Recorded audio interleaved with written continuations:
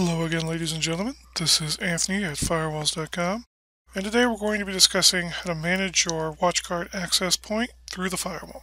Now, to get to this page, I went to Network, Gateway Wireless Controller. When you first go to this page, you'll need to click Enable the Gateway Wireless Controller, and if your access point is correctly connected to the network, it should come up here in the unpaired access points. So we're going to go ahead, click on it, click Pair. You can see here we've used this access point before. We're going to go ahead and continue pairing. If we'd already set up our SSIDs, we could simply add them to the radios here, but we're going to go ahead and set those up here in a minute. You can see our settings here. We're going to allow the access point to get a DHCP address. Here you can set a syslog server for the access point and enable a VLAN for communicating directly with the access point, but we don't need either of those things at this time, so we're going to go to radio settings. You can see here radio 1 is our 2.4 gigahertz network. You can select the wireless mode you need based on the wireless devices you'll need to connect. You can adjust your channel here. We'll go ahead and leave it on auto. And the same thing for the 5 gigahertz band. Before we save, we want to give our access point a more meaningful name. Go ahead and save here. Now, as we mentioned, we still have to set up SSIDs, which you can do here. So we'll give our network a name.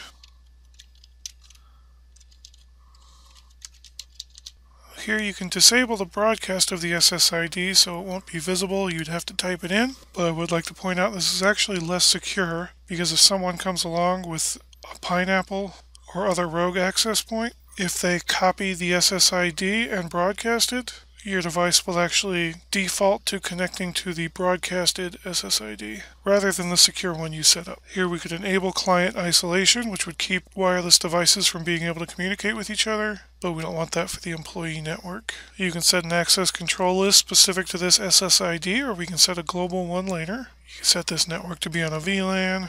The option to automatically deploy hasn't been configured globally, so that's why you can't check this box. Anytime you see mitigate a vulnerability, might as well check that box.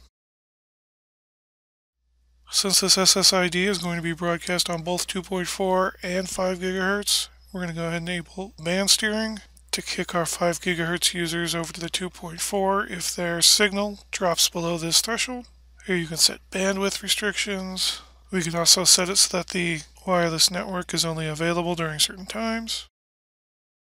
Go to security, set our password here. In this case, we only have the one access point, so we're not going to worry about fast roaming. And here you can set which access points and individual radios broadcast this SSID.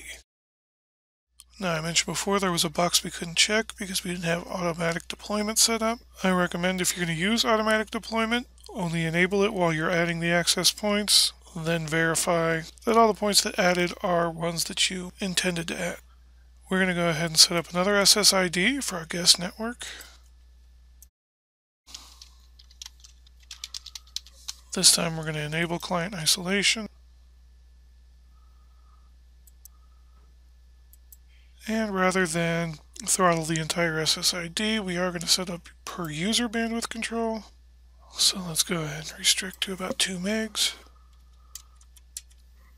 And our guests probably don't need to be uploading anything, so we can set that a little stricter. We're also going to enable the schedule to reflect our office hours of 8 to 5, because after that, you're not a guest, you're probably a neighbor.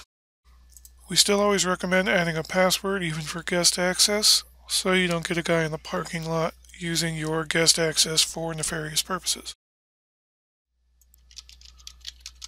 Obviously, you wouldn't want your guest password to be this similar to your secure password. We're just setting this for the sake of convenience. And since our guests are bandwidth limited anyway, we're going to just allow 2.4 gigahertz. Now let's go over some of our global settings. When you first enabled the Gateway Wireless Controller, you would have been asked for a passphrase to set on the access points. We'll discuss trust here momentarily. You probably want to go ahead and leave firmware updates selected. And again, you can set a syslog server here. We don't need to worry about DNS since we're already setting that through our DHCP. This would mostly be useful when you're setting up the automatic deployments. You might set it to only discover WatchGuard access points on their default IP address of 192.168.1.1. You can change your wireless scan interval if you have a lot of channel conflicts. Set some alarms, enable some automatic reboots, and here we can set global MAC access control to either specifically allow or specifically deny.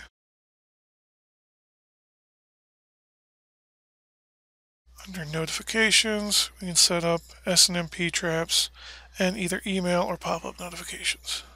We're going to go ahead and save all this. Then we're going to go to our dashboard, Gateway Wireless Controller, go over to our access points. Looks like we're currently updating the configuration. There you have it. Once you see online, you should be able to see your SSIDs and connect. I hope you found this video helpful.